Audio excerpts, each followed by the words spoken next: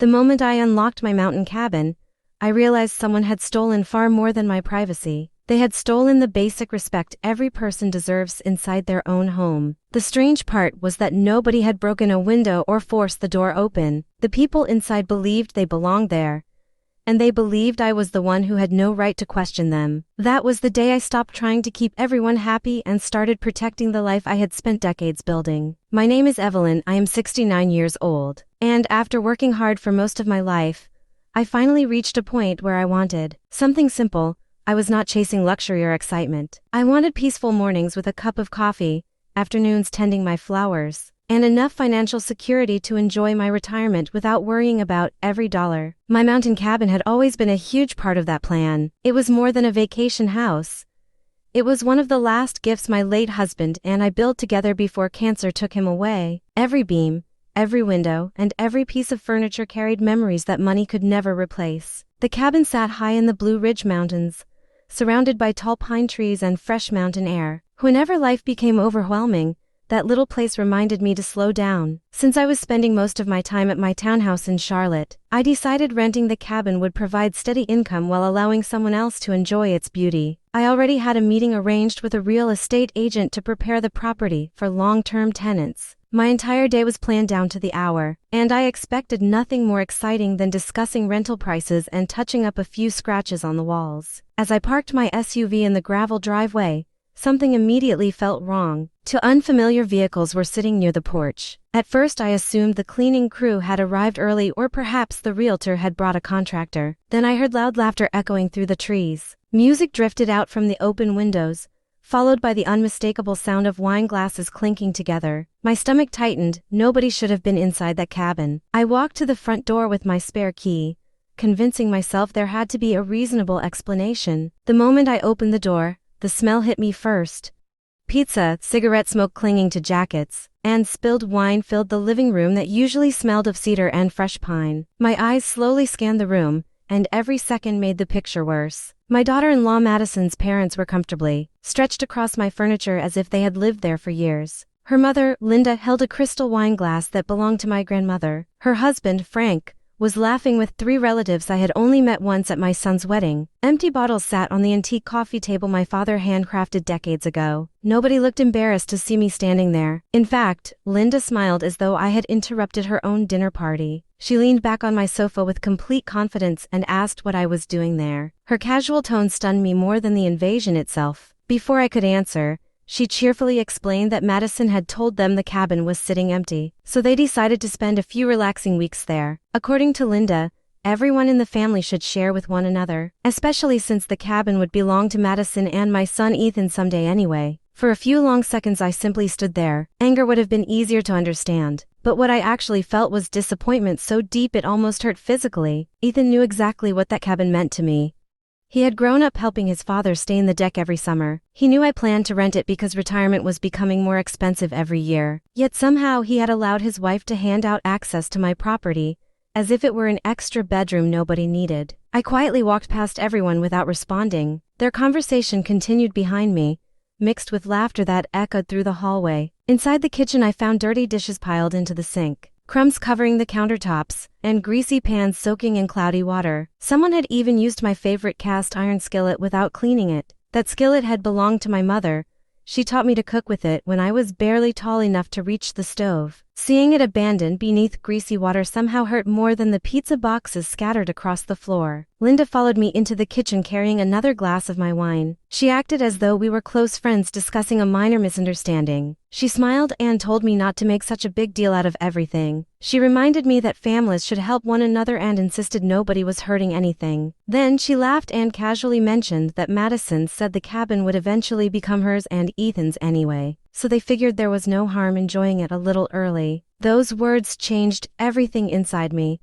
I realized they did not see me as the owner of that home. They saw me as an obstacle standing between them and something they believed already belonged to them. They had mistaken my kindness for weakness for years, and I suddenly understood that every favor I had ever given had convinced them I would never draw a line. I looked around the kitchen one final time. Cabinets stood open. My towels were stained.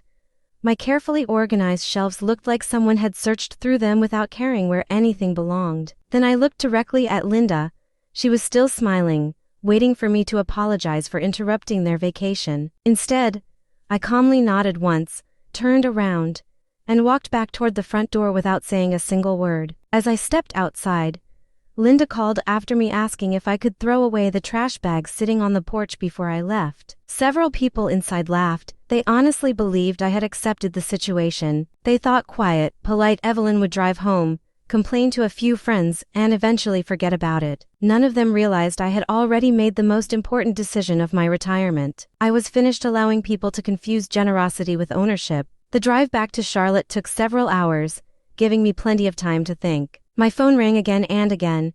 Ethan called 3 different times before leaving a voicemail asking me to please understand because Madison only wanted to help her parents get away for a while. I listened without responding. Ethan had always hated conflict. Even as a little boy, he tried to keep everyone smiling, no matter who was right or wrong. Unfortunately, somewhere along the way that habit turned into allowing other people to make decisions that were never theirs to make. By the time I reached my townhouse, the shock had faded. What remained was clarity. I made myself a cup of hot tea, sat at my desk, opened my laptop, and began reviewing every financial account connected to my son. Years earlier, I had created a savings account containing $60,000 for Ethan and my grandchildren. The money was supposed to become the down payment on their first home whenever they were ready. Ethan had permission to view the account, but every dollar inside belonged to me until I officially gifted it. Without hesitation, I transferred the full balance back into my personal account. I felt no guilt because I had not broken a promise. A gift depends on trust, and trust had just been shattered inside my own cabin. If someone believed they could decide how my property should be used without even asking, then they clearly believed they no longer needed my financial support either. After finishing the transfer, I opened another website and contacted the local cleaning company that maintained the cabin between guests. I canceled every scheduled appointment for the following month. If Linda and her family intended to continue living there like permanent residents, they could scrub every dish and mop every floor themselves. I had no intention of paying professionals to clean up after people who had laughed at me inside my own home. My next stop was the utility account: electricity, water, natural gas, internet. Every service connected to the cabin appeared neatly listed on the screen. Each account was in my name because I had always handled the property personally. I disabled every automatic payment scheduled for the following month. If nobody left voluntarily before the bills came due, the services would simply expire. I was not threatening anyone. I was refusing to finance an unauthorized vacation. When I finally leaned back in my chair, I noticed how strangely calm I felt. Years earlier, I would have cried or worried about hurting someone's feelings. Now my heartbeat remained steady. Age had taught me something valuable. Peace does not come from avoiding difficult decisions. Real peace comes from protecting what matters before resentment destroys it completely. Deep down, I knew the hardest conversation had not happened yet. Madison would not quietly accept losing access to the money. Ethan would try convincing me that everything was just a misunderstanding. They would expect me to smooth everything over because that had always been my role. For the first time in my life, I had no intention of rescuing adults from the consequences of their own choices. They believed they already owned my future. Very soon they were about to discover that ownership and expectation were two completely different things. The following morning, I was standing in my kitchen watering the small collection of orchids that sat beside the window when my front door flew open without so much as a knock. Madison stormed inside with the confidence of someone who believed she had every right to demand answers. Her face was bright red with anger, and before I could even set the watering can down, she started accusing me of humiliating her parents. According to her, they had been excited about spending time in the mountains until I walked out without saying a word, making them feel unwanted. The irony would have been funny if it had not been so disrespectful. I slowly finished watering the last plant before turning toward her. My voice stayed calm because I had already learned that people expecting an argument become uncomfortable when they receive complete composure. Instead, I simply told her that her parents were absolutely unwelcome because they were staying inside my property without my permission. Madison folded her arms and laughed as though I had made the most unreasonable statement imaginable. She insisted that Ethan had agreed to let them stay and claimed families were supposed to share everything.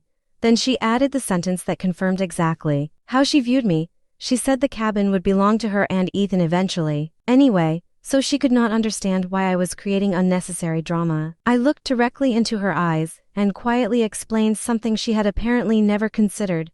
Someday was not today. Nobody inherited property from someone who was still alive, healthy, and fully capable of making their own decisions.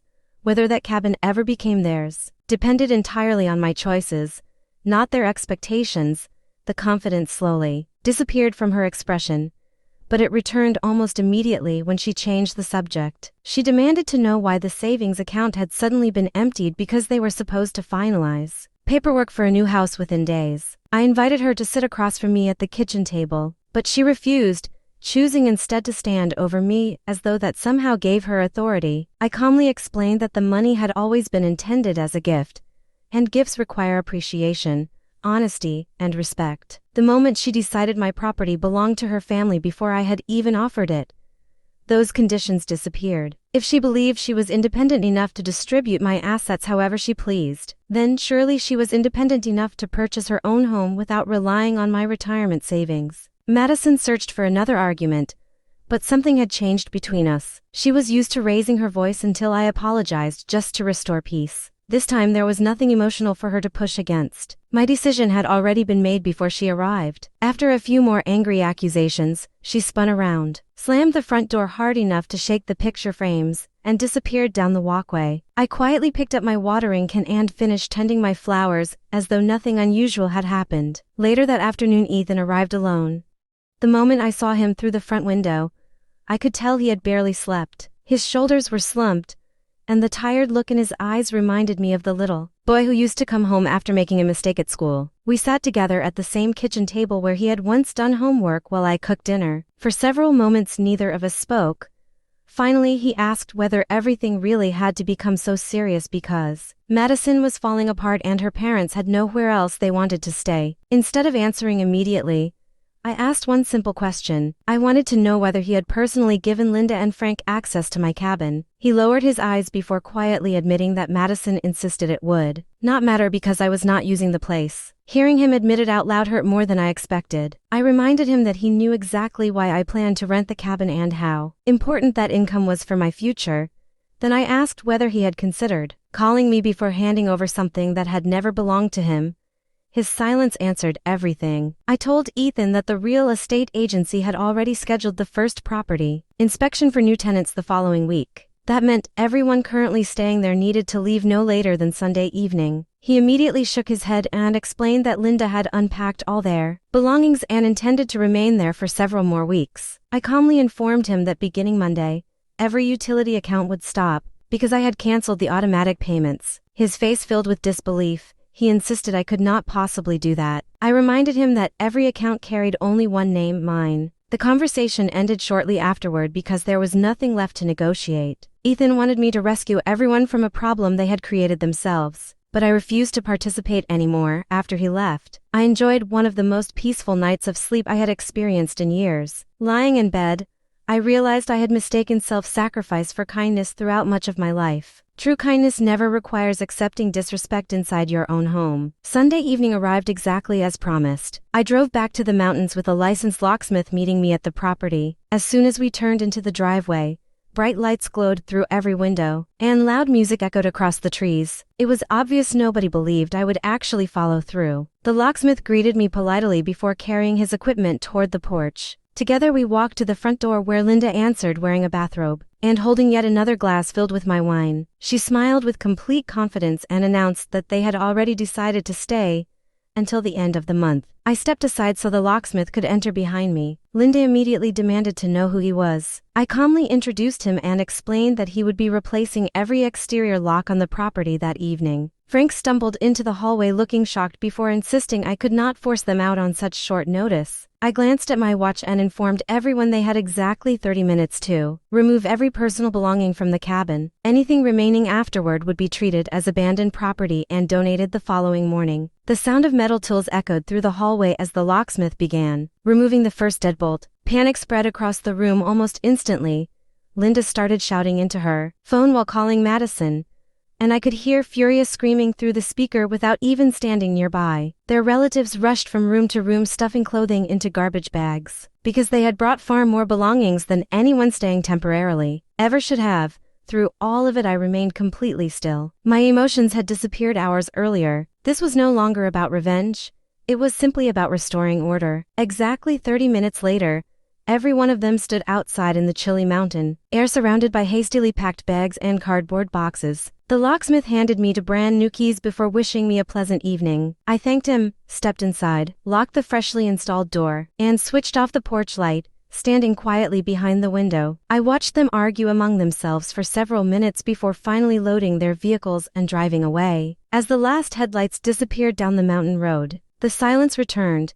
It was the same peaceful silence I remembered from years earlier, and I realized how deeply I had missed it. The following morning I met the real estate agent exactly as planned. The cabin required professional cleaning, but thankfully nothing had been permanently damaged. I hired a restoration crew, arranged for additional security, and even installed a lock on the small wine cellar that my late husband had proudly built beneath the staircase. Every improvement felt like another promise to myself that I would never again allow someone else to decide what happened inside my home. When I returned to Charlotte, Ethan was waiting outside my townhouse. He admitted that Linda and Frank had checked into a cheap motel because they had nowhere else to go and that Madison blamed him for everything. I listened patiently before explaining that none of those problems were mine to solve. If Madison wanted to host her parents, she could welcome them into her own apartment or pay for a hotel herself. Ethan quietly admitted they could barely afford their own bills and certainly could not cover another family's expenses. I gently reminded him that this was exactly why people should never make promises using someone else's property or money. Then I placed a document on the table. Between us, it was not a complicated legal contract,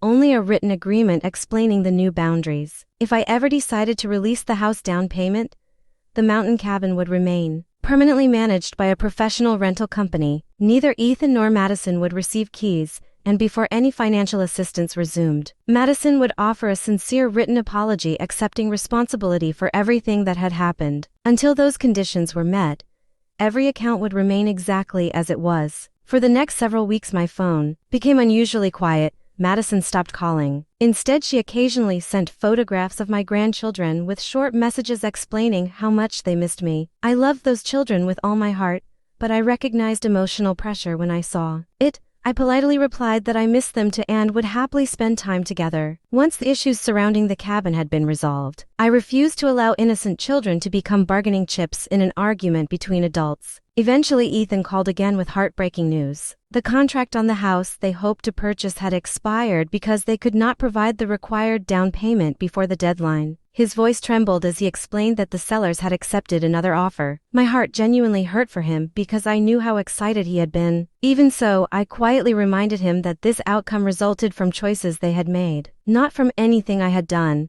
Respect costs nothing, but replacing it with pride can become incredibly expensive. Only a few days later, another unexpected phone call arrived. Linda attempted to flatter me before accusing me of destroying her family. I listened for less than a minute before calmly ending the conversation and blocking her number. I had spent decades believing every complaint required an explanation. Now I understood that protecting my peace sometimes meant refusing to participate at all. Not long afterward, Ethan appeared carrying a single suitcase. He admitted their apartment had become unbearable because Madison's relatives had moved in after leaving the motel. Constant arguments about money filled every room, and nobody seemed willing to leave. I welcomed my son inside with one condition. He could stay as long as he needed, but we would not spend every evening discussing money or blaming other people. My home would remain a peaceful place. He agreed immediately, and during the next few days I watched him slowly relax in ways I had not seen for years. On the fourth morning, someone knocked gently at my front door. When I opened it, Madison stood outside looking exhausted. Her confidence had disappeared,